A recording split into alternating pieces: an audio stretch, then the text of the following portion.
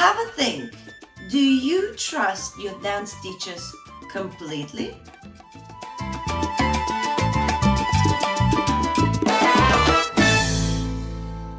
Hello, my beautiful subscribers. Rasa the dancer is here, and of course, we have another topic today for you.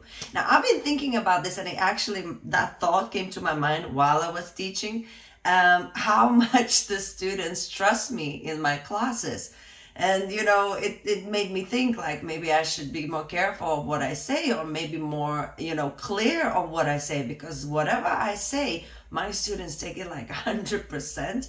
Now they know like where I'm joking and where I'm not and stuff, those kind of things. But in general, instead of teaching, they are really serious. What I say is to be the truth.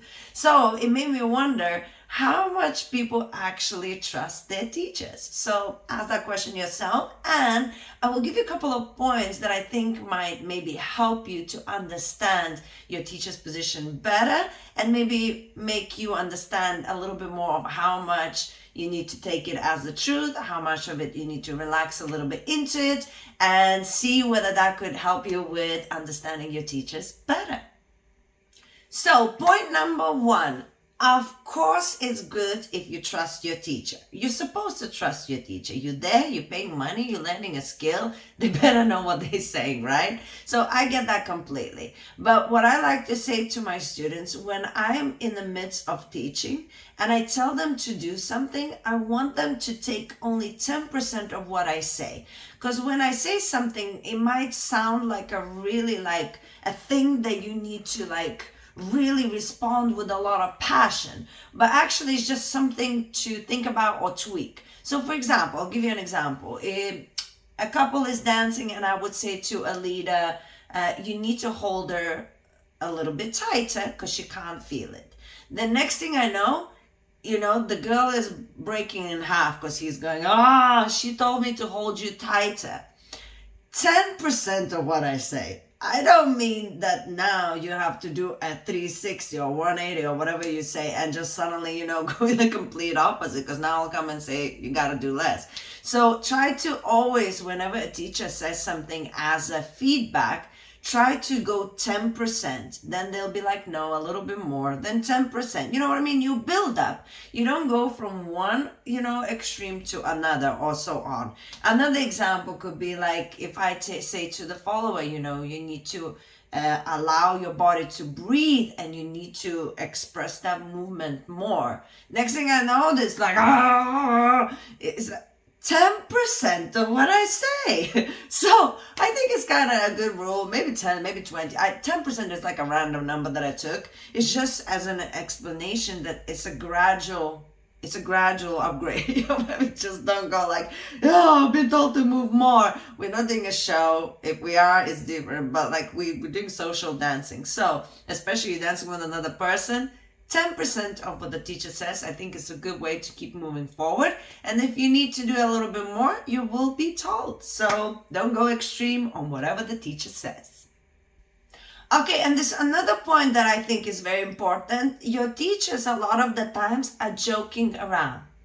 A joke is something that the person says that is potentially not true, or has maybe a little bit of truth or dark kind of humor, and it's funny.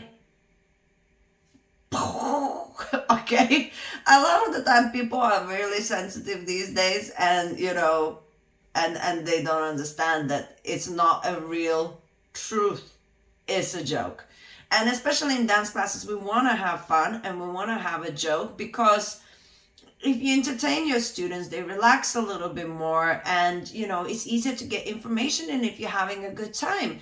And also, it's more interesting for us because we're teaching the same thing over and over again. So if we're having a little bit of a laugh with you guys and messing about, it's more interesting for us, so you get a better version of us as well. Now, this is where it gets tricky. Sometimes your teacher will say something that is inappropriate. It's inevitable. Is that the right word? Inevitable. It will happen eventually. And why? Because when you have big groups of people, you're trying to entertain, getting the jokes out, whatever, you're not thinking of what is appropriate and what is not. You just sometimes in the moment, then somebody asks something, it's a big group, you have to respond quickly. Sometimes you'll say something and yes, it's inappropriate. That doesn't mean that they are that person. I've said so many inappropriate things in my life, and I'm sure I'll say many more. And you know what? I would rather be inappropriate 1 or 2 times of percent where it's offensive rather than never joke again in the way I do. I have such a good time with my students. I have a dark humor, but I make fun of myself just as much as I would make fun of anybody else. In the end of the day, we share love and we share hugs and smiles, and it's never from a bad, evil place unless you misbehave. Then I destroy you.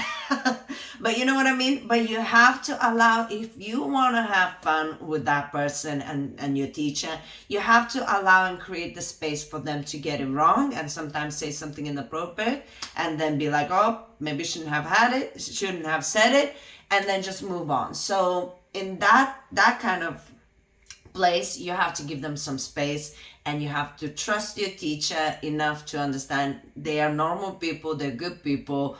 It's just bound to happen that sometimes something will come out that they don't actually mean. And final point, I'll give you 1 point where you should never trust your dance teacher. Life advice. Okay? Never trust your teacher on life advice, dance teacher. Listen, us dance teachers, because we're teachers and we're like social people and we're getting involved and we're always around people, we have a lot to say. We're usually like very communicative. We have many opinions and this and that, and all is great. And I'm not saying all of it is wrong. We're not good to give advice. We have a job that pays very little. We struggle through life because we're artists.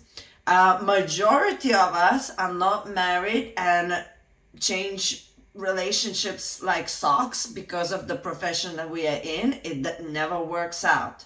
Majority of us do not have children. Not all, but majority.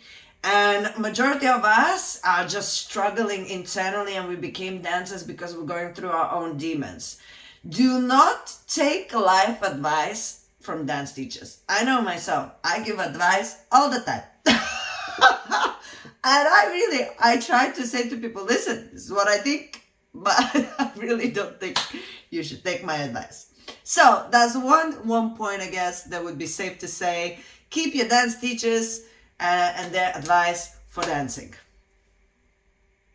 Thank you so much for watching. I really appreciate you guys. Leave me a comment if you think I am right with the points that I made. And maybe you have some other points you'd like to share. You know, this is such a lovely community that we managed to build already.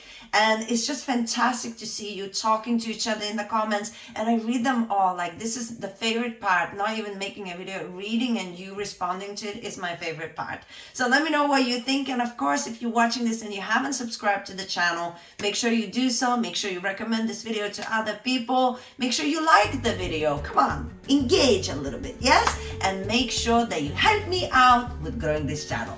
So now I'm gonna leave you with some other videos that you can explore about the dance teachers so you can get into the same subject a little bit more, and I will see you very soon.